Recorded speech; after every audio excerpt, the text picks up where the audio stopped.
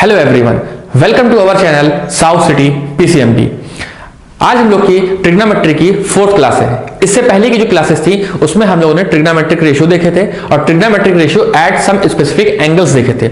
हम लोगों ने अभी तक ज्यादातर चीजें अपने कॉन्सेप्ट की तरफ ध्यान दिया है। हम लोगों ने अभी ज्यादा एप्लीकेशन पार्ट पे ध्यान नहीं दिया। आज की हम लोग क्लास जो होगी एप्लीकेशन पार्ट की होगी। एप्लीकेशन पार्ट का मतलब ये नहीं होता कुछ और अलग चीज है, अलग चीज नहीं है। क्या है? वो क्वेश्चन करना है। जो भी कॉन्सेप्ट सीखे हैं अब उसको हमको क्वेश्चन में अप्लाई करना है और अप्लाई करके ये देखना है कि हम अप्लाई कर पा रहे हैं कि नहीं कर पा रहे हैं। ठीक है, हम लोग को इस चीज को देखना है। तो आज हम लोग क्या करेंगे, अलग अलग तरह के क्वेश्चन करेंगे। कुछ आपकी बुक के हैं, कुछ आपकी बुक के नहीं भी हैं। इन सब चीजों पे जितना अभी तक हम लोगों ने पढ़ा है उसको अप्लाई करेंगे और आंसर निकालेंगे। हो सकता है इस तरह के क्वेश्चन आपको एग्जाम में देखने को मिल जाए, इसलिए इंपॉर्टेंट क्वेश्चन है। मैं ये नहीं कहूंगा कि आपको ये क्वेश्चन मिलेंगे एग्जाम में, लेकिन इससे मिलते जुलते सिमिलर क्वेश्चन आपको एग्जाम में देखने को मिल सकते हैं। कैसे मिल सकते हैं? ऑब्जेक्टिव के फॉर्म में मिल सकते हैं, लॉन्ग आंसर के फॉर्म में भी मिल सकते हैं। ठीक है, तो आज जो हम लोग क्वेश्चन करने जा रहे हैं, पहला क्वेश्चन है कि sin x plus cos y is equal to 1। ये क्वेश्चन में कहा गया है कि जब sin x plus cos y को जोड़ा जाता है तो कितना आता है? 1 आता है। जब x की वैल्यू कितनी है? 30। जब x की वैल्यू कितनी है? 30। तो हमको ये बताइए कि y की वैल्यू क्या होगी। हमसे cos y की वैल्यू नहीं पूछी गई है, हमसे y की वैल्यू पूछी गई है। तो चलिए इसको सॉल्व करते हैं। कैसे होगा ये देखिए, sin x plus cos y is equal to 1 है, तो क्वेश्चन में दिया गया है। अब x की जगह जाकर हम लोग 30 पुट कर दें, तो sin 30 plus cos y is equal to 1 हो गया। ठीक है, sin 30 की वैल्यू क्या हमको पता है? बिल्कुल पता है। कितनी होती है? 1/2। sin 30 की वैल्यू कितनी होती है? 1/2 plus cos y is equal to 1। तो cos y की वैल्यू यहां से कितनी आ जाएगी? 1 माइनस 1/2 इज इक्वल टू 1/2।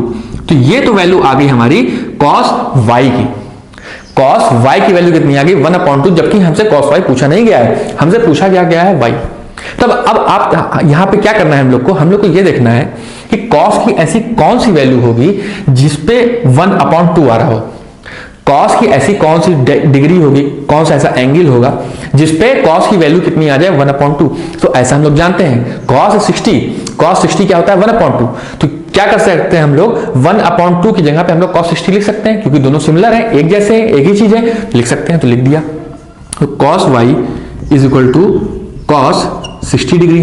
ठीक, अब cos सेम है तो बच क्या गया? y is equal to 60 degree. यही हमारा आंसर।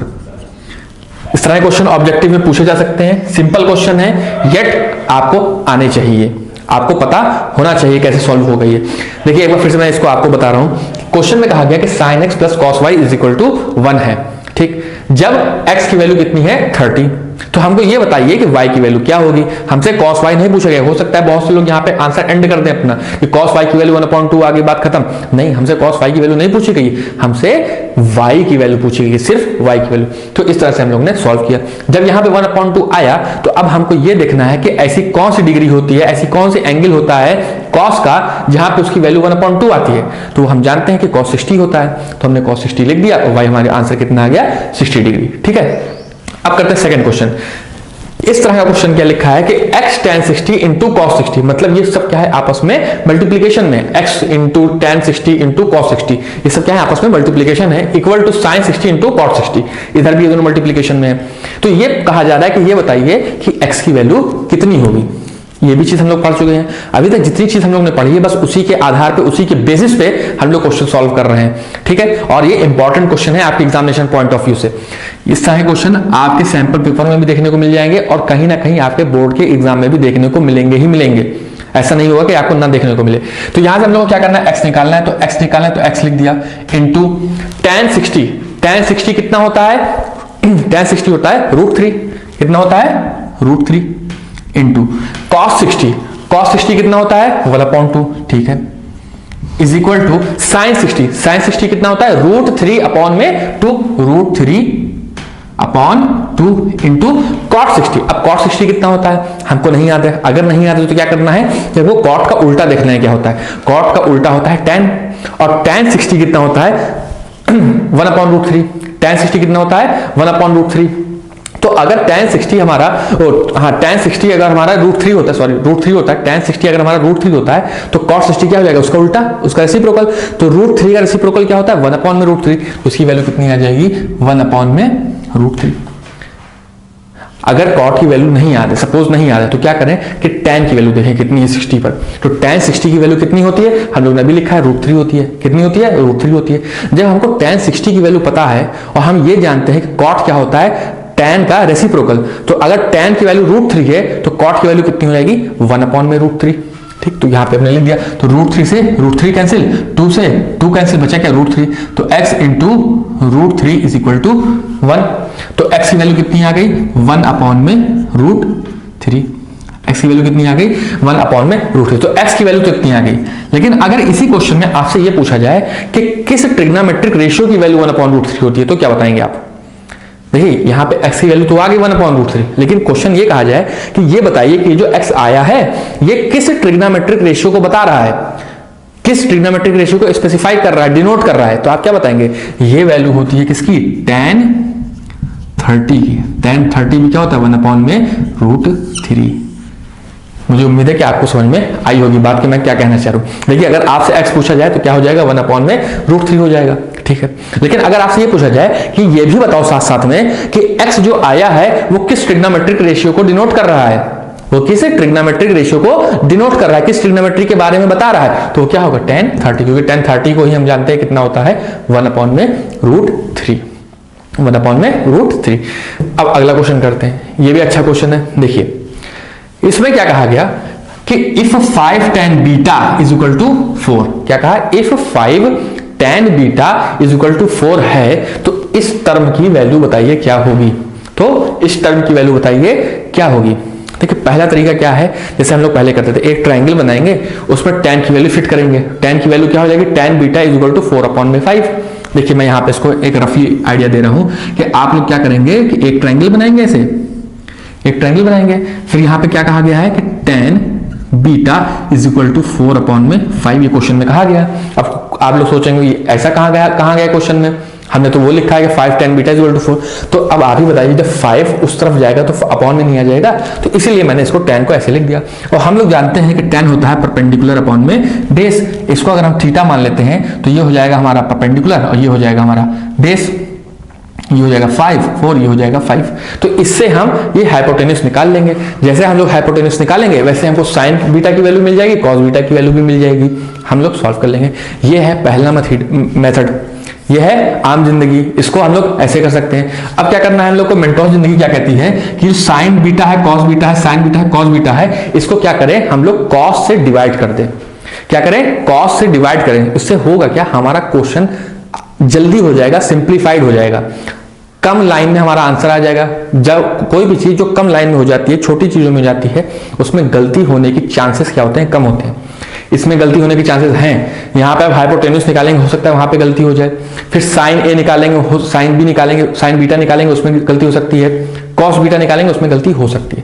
लेकिन मैं क्या कर रहा हूं कि जो दूसरा मेथड है वो क्या कह रहा है कि चाहे न्यूमरेटर और डिनोमिनेटर, न्यूमरेटर में भी और डिनोमिनेटर में भी क्या करें, हम कॉस से डिवाइड कर दें। तो लिख देते हैं यहाँ पे divide numerator and denominator by cos beta.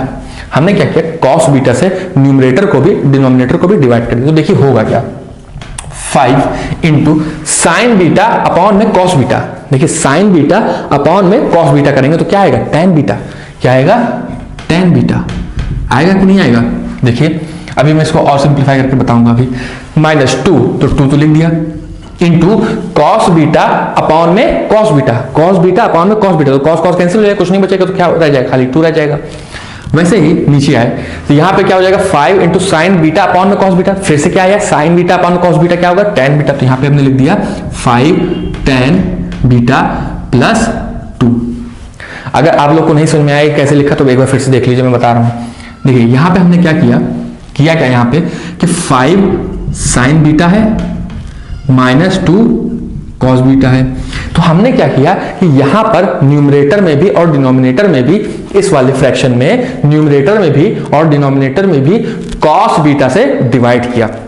तो अगर इसको कॉस बीटा से डिवाइड कर दिया जाए और इसको भी कॉस बीटा से डिवाइड कर दिया जाए, होल अपॉन में 5 साइन बीटा है, इसको भी क्या किया है कॉस बीटा से डिवाइड कर दिया जाए, प्लस 2 कॉस बीटा है, इसको भी कॉस बीटा से डिवाइड कर दिया जाए। तो क्या हो जाएगा, इसको हम लिख सकते हैं 5 tan बीटा माइनस कॉस से कॉस कैंसिल तो बच जाएगा 2।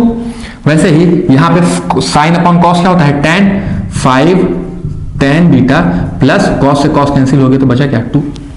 इतनी बात समझ में आई कि नहीं, इसी वजह से मैंने इसको ऐसे लिखा है, ठीक। और आपको बगल में इसको लिख के बताना भी पड़ेगा कि tan beta is equal to sine beta upon में कॉस बीटा।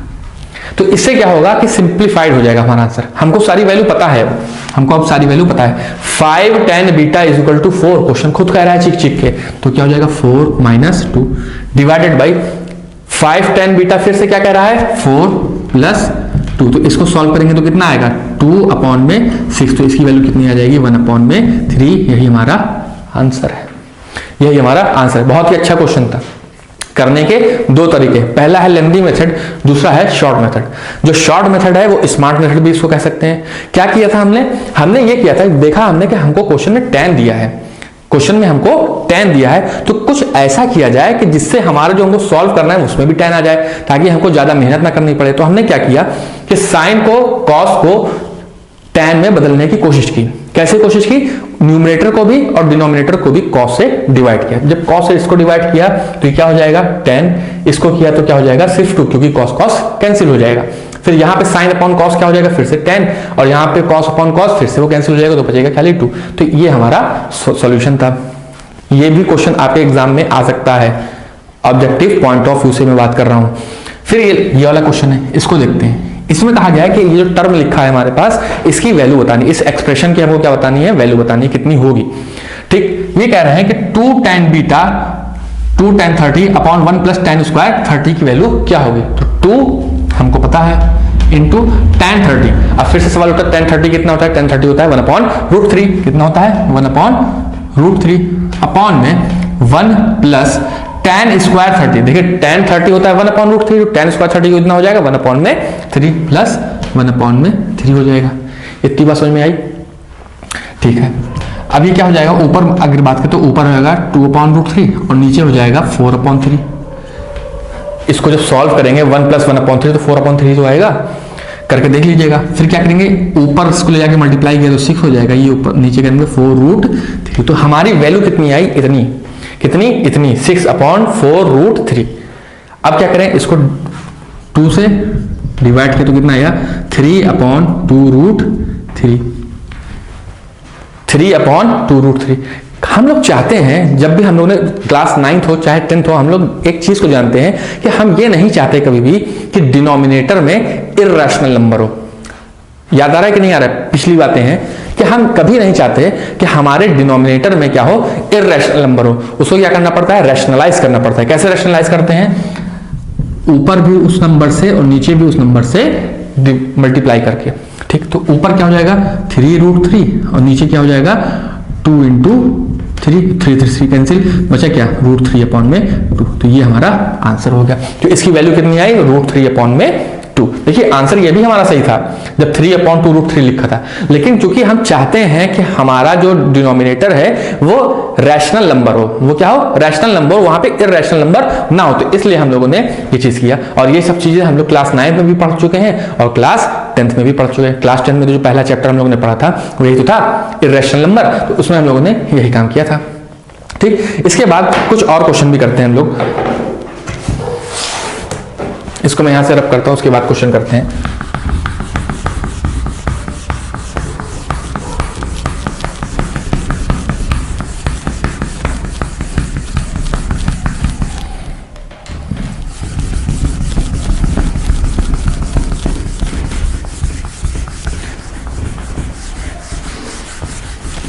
देखिए क्वेश्चन ये है कि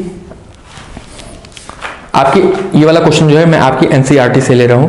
कह रहे हैं कि if sine a minus B is equal to 1/2।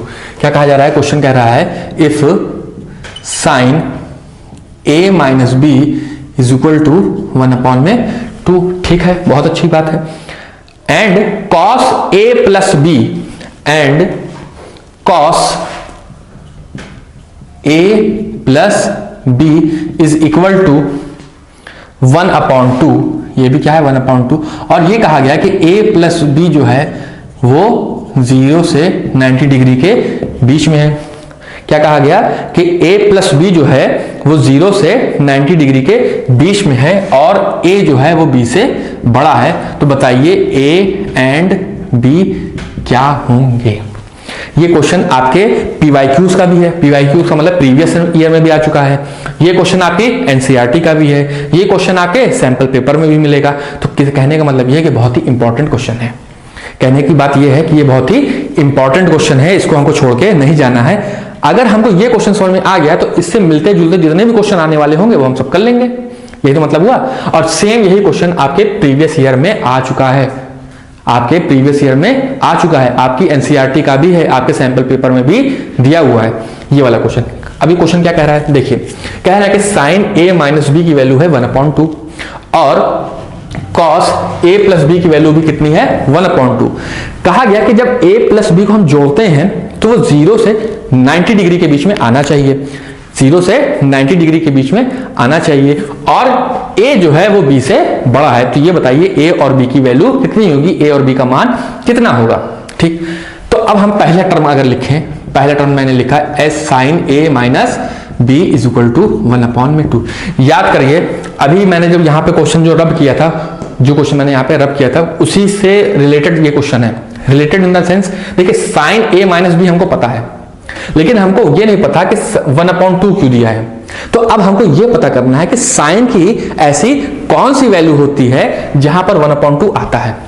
Sign की ऐसी कौन सी वैल्यू यानी कौन सा ऐसा एंगल होता है जहां पे वैल्यू 1/2 आता है, तो वो है साइन 30। वो कितना है साइन 30, यानी sine a minus B is equal to कितना हो जाएगा 30 डिग्री। कितना हो गया 30 डिग्री। चलिए इसको हम सॉरी इसको पूरा लिख देते हैं, कितना हो जाएगा साइन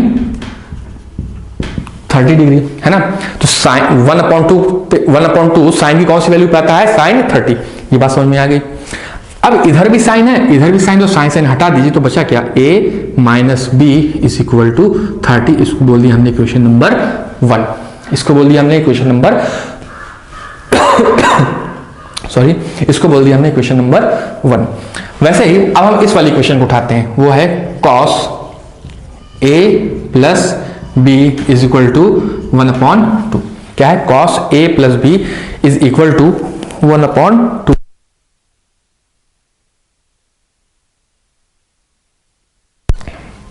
ये कितनी 1/2। जो काम हमने ऊपर वाले में किया था वही काम हम यहां पे करने जा रहे हैं। क्या कि अब हमको ये देखना है कि cos की ऐसी कौन सी वैल्यू होगी जहां पर 1/2 आता हो। तो हमको पता है cos 60, तो यहां पे लिख सकते हैं cos a plus B is equal to cos 60 degree. लिख सकते हैं कि नहीं लिख सकते हैं। अब यहां पे भी cos सेम है तो यहां पे हमने क्या लिख दिया a plus B is equal to 60 degree. ये हो गई हमारी इक्वेशन नंबर 2। दो इक्वेशन है, दो अननोन है, बड़ी आसानी से निकाल लेंगे हम। दो इक्वेशन है और दो अननोन है तो चीजें हम बड़ी आसानी से निकाल लेंगे। इतना तो हम लोग अब जान ही गए हैं, है ना, इतने तेज हम लोग हो ही गए हैं कि हम लोग दो इक्वेशन से दो अननोन को निकालें। चलिए यहाँ पे निकालते हैं, यहाँ पे सॉल्व करते हैं। देखिए यहाँ पे मैंने लिखा a minus B is equal to 30 degree और यहाँ पे लिखा a प्लस b is equal to 60 degree. इसको सॉल्व करेंगे तो क्या होगा, b से b कैंसिल हो जाएगा, a प्लस a 2a, ये कितना हो जाएगा, ये कितना हो जाएगा 90 डिग्री। तो a की वैल्यू कितनी आ गई 45। ठीक है, a की वैल्यू कितनी आ गई 45। अब किसी भी इक्वेशन में हम a की वैल्यू रख दें तो हमको क्या होगा b की वैल्यू मिल जाएगी। किसी भी इक्वेशन में a की वैल्यू रख दें, चाहे 1 में रख दीजिए चाहे 2 में रख दीजिए। हम 2 में रख देते हैं तो 45 degree plus b is equal to 60 degree. तो b की वैल्यू कितनी आ गई 15 डिग्री। b की वैल्यू कितनी आ गई 15 डिग्री फ्रॉम 2। तो इस तरह से हमने a और b की वैल्यू निकाली और यहां से हम देख भी रहे हैं कि a जो है वो b से बड़ा भी है। तो ये कुछ क्वेश्चन थे जो हम लोगों ने अभी तक एक्सरसाइज के किए हैं, इस चैप्टर के किए हैं, जितना भी हम लोगों ने पढ़ा है। आगे वाली क्लासेस में हम लोग कुछ नए नए टॉपिक्स पढ़ेंगे, फिर उसके बाद उनके ऊपर भी कुछ क्वेश्चन करेंगे। लेकिन अभी तक मैंने जितना पढ़ाया है उतना अगर आप अपनी एनसीईआरटी से सॉल्व करेंगे क्वेश्चन एक्सरसाइज 1.8.1 के और 8.2 के, तो आपके सारे क्वेश्चन हो जाएंगे। यही नहीं, अगर आप किसी PYQs को सॉल्व करेंगे या सैंपल पेपर को सॉल्व करेंगे तो भी हो जाएंगे। तो मुझे उम्मीद है कि आप लोग क्लास को देख रहे होंगे, आप लोग को अच्छी भी लग रही होगी, और आपसे निवेदन है, गुजारिश है, रिक्वेस्ट है कि हमारी क्लास को ज़्यादा से ज़्यादा लोगों में शेयर करें। और हमारा क्लास देखने के लिए आप सभी का एक बार फिर से बहुत बहुत धन्यवाद।